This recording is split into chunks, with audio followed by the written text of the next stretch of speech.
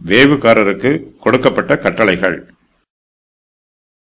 அவர்களை மோசே கானான் தேசத்தை சுற்றி பார்க்கும்படி அனுப்புகையில் அவர்களை நோக்கி, நீங்கள் இப்படி தெற்கே போய் மலையில் ஏறி தேசம் எப்படிப்பட்டதென்றும் அங்கே குடியிருக்கிற ஜனங்கள் பலவான்களோ பலவீனர்களோ கொஞ்சம் பேரோ அநேகம் பேரோ என்றும் அவர்கள் குடியிருக்கிற தேசம் எப்படிப்பட்டது, அது நல்லதோ கெட்டதோ என்றும் அவர்கள் பட்டணங்கள் எப்படிப்பட்டதென்றும் அவர்கள் கூடாரங்களில் குடியிருக்கிறவர்களோ கோட்டைகளில் குடியிருக்கிறவர்களோ என்றும் நிலம் எப்படிப்பட்டது, அது வளப்பமானதோ இளப்பமானதோ என்றும் அதில் விருட்சங்கள் உண்டோ இல்லையோ என்றும் பாருங்கள். தைரியம் கொண்டிருந்து தேசத்தின் கனிகளிலே சிலவற்றை கொண்டு வாருங்கள் என்றான். அக்காலம் திராட்சை செடி முதற்பழம் பழுக்கிற காலமாயிருந்தது. மோசே இஸ்ரவேலின் 12 பிரபுக்களையும் கானான் தேசத்தை சுற்றி பார்க்கும்படி அனுப்புகிறார். அவர்கள் கானான் தேசத்தில் எங்கெல்லாம் போக வேண்டும் என்றும் அவர்கள் எதையெல்லாம் பார்க்க வேண்டும் என்றும் அவர்கள் தன்னிடத்தில் மறுபடியும் திரும்பி வரும்போது அவர்கள் எதை பற்றிய செய்திகளை கொண்டு வர வேண்டும் என்றும் மோசே அவர்களுக்கு கட்டளை கொடுக்கிறார். மோசே அவர்களுக்கு சொன்ன கட்டளையில் 2 பகுதிகள் உள்ளது. அவையாவன: அவர்கள் கானான் தேசத்தை பற்றி அறிந்து வர வேண்டும், அவர்கள் கானான் தேசத்தில் குடியிருக்கிற ஜனங்களை பற்றி அறிந்து வர வேண்டும்.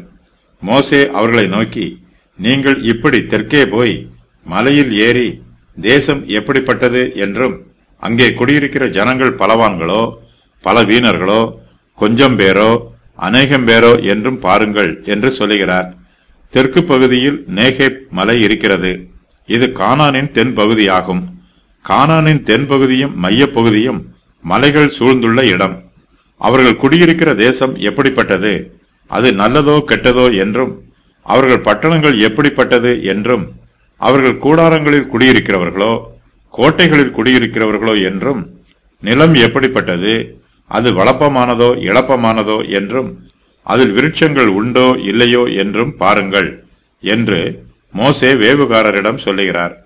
வேவுகாரர்கள் பார்த்து வரவேண்டிய காரியங்களை பற்றிய விவரம் வருமாறு: தேசம் எப்படிப்பட்டது என்று, அங்கே குடியிருக்கிற ஜனங்கள் பலவான்களோ பலவீனர்களோ என்று, கொஞ்சம் பேரோ அநேகம் பேரோ என்று, அவர்கள் குடியிருக்கிற தேசம் எப்படிப்பட்டது என்று, அந்த தேசம் நல்லதோ கெட்டதோ என்று, அவர்கள் பட்டணங்கள் எப்படிப்பட்டது என்று, அவர்கள் கூடாரங்களில் குடியிருக்கிறார்களோ கோட்டைகளில் குடியிருக்கிறவர்களோ என்று, நிலம் எப்படிப்பட்டது, அது வளப்பமானதோ இளப்பமானதோ என்று, அதில் விருட்சங்கள் உண்டோ இல்லையோ என்று.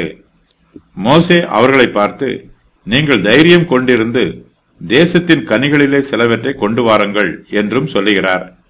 அக்காலம் திராட்சை செடி முதற்பழம் பழுக்கிற காலமாயிருக்கிறது. பாலஸ்தீன தேசத்தின் தென்பகுதியில் ஜூலை ஆகஸ்ட் ஆகிய மாதங்கள் திராட்சை பழங்கள் பழுக்கும் காலமாகும். செப்டம்பர் அக்டோபர் ஆகிய மாதங்கள் திராட்சை பழம் அறுக்கும் மாதமாகும். வடக்கு பிரதேசத்தில் திராட்சை பழம் பழுக்கும் காலமாக இருக்கும். இஸ்ரவேல் புத்திரர் சீனாய் வனாந்திரத்தில் இருந்து மே மாதம் 20ஆம் தேதி புறப்படுகிறார்கள். அதன் பின்பு கிப்ரோத் அத்தாவாவில் 1 மாதம் தங்கியிருக்கிறார்கள். அங்கு அவர்களுக்கு காடைகள் கொடுக்கப்படுகிறது. அதன் பின்பு ஆசரோத்தில் 7 நாட்கள் தங்கியிருக்கிறார்கள். இந்த வரலாற்றை கணக்கிட்டு பார்க்கும்போது வேவுக்காரர்கள் ஜூலை மாதத்தின் ஆரம்பத்தில் கானான் தேசத்திற்குள் பிரவேசித்திருக்கிற வேண்டும் என்று தெரிய வருகிறது. மோசே 12 வேவுகாரர்களையும் அனுப்பும்போது தைரியம் கொண்டிருங்கள் என்று சொல்லுகிறார். இந்த வாக்கியத்திற்கு அவர்கள் கர்த்தர் மீது நம்பிக்கை வைக்க வேண்டும் என்றும் மனுஷரை பார்த்து பயப்படக்கூடாது என்றும் பொருள். மோசே அவர்களிடத்தில் பல காரியங்களை பார்த்து வருமாறு சொல்லி இருக்கிறார்.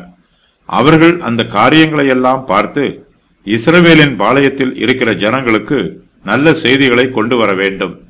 அவர்களுடைய செய்தி இஸ்ரவேல் புத்திரரை உற்சாகப்படுத்த வேண்டும்.